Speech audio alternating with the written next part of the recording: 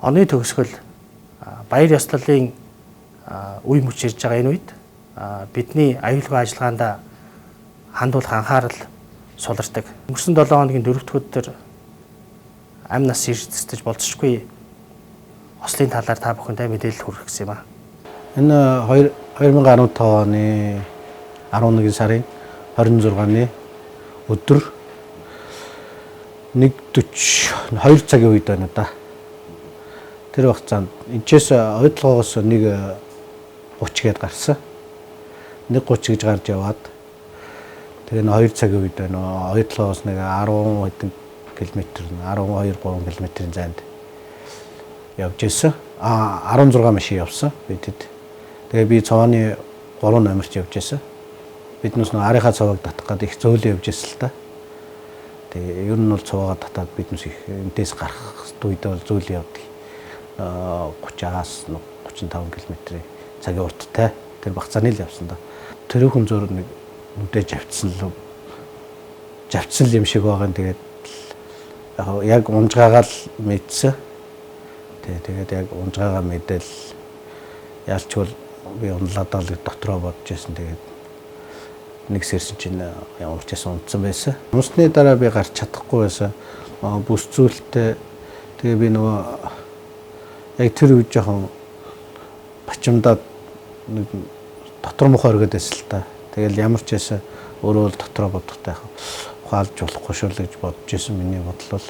Тэгэл арын машин төд удалгүй жолооч нар маань гүүгээл ирсэн. Тэгэл цонх шилийн хаалгуудын нэвдэж онгоолгол. Ер нь бол яаж гарч ирсэн ингээ майрал болцсон байсан. Ард нь бас энэ үед бүсээ зүгөөгүй тийм ээ даруулаад амнасаа алдсан бол би бас ар Герман хэцүүд нь би эхнэр хүүхдээ 3 хүүхдээ хүүхдүүд маань үжирх байсан даа л гэж бодож байна. Оны хариу ер нь зураг мураг авсан. Ерөнхийдөө гайгүй зүгээр гэж гарсан. Хугарал гэдэг бахан байхгүй. Ер нь дандаа зөөлөн идэл гэмтэлтэй гарсан. Тэ.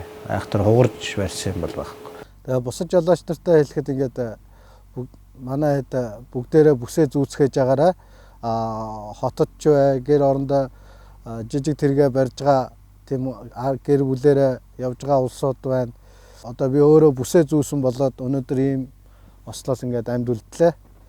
Тэ биеийн байдал маш сайн байгаа. Тэгээ бусад хүмүүс байнгын бүсээ зүүж хотод ч гэсэн хөдөлгөөнд оролцож байгаа бүх жолооч нартаа хандаа хэлэхэд бүгд бүсээ зүүж байгаарай гэж хэлье. Энэхүү бичлэг маань та бүхэнд нэгийг санагдуулсан гэдэгт би итгэлтэй байна. Та бүхэн хамт олноороо багаараа сууж агаад тухайн босон явдлын тухай нэг ярилцаарай. Та аливаа ажил эхлэхийн өмнө нэгдүгээрт өөртөө тухайн ажлыг гүйцэтгэхэд би бэлэн байгаа эсэхээ шалгаж нэгтлэх хэрэгтэй. Хэрэв ямар нэгэн байдлаар тухайн гүйцэтгэж байгаа ажилдаа бэлэн биш бол өөрийн удирдлага, ээлж ахлах, хамтран ажиллаж байгаа найз нөхөд хамт олондоо бол нэн дээр шууд мэдэгдэх ёстой. Баг хамт олоороо осол аюулаас ангид байцгаая.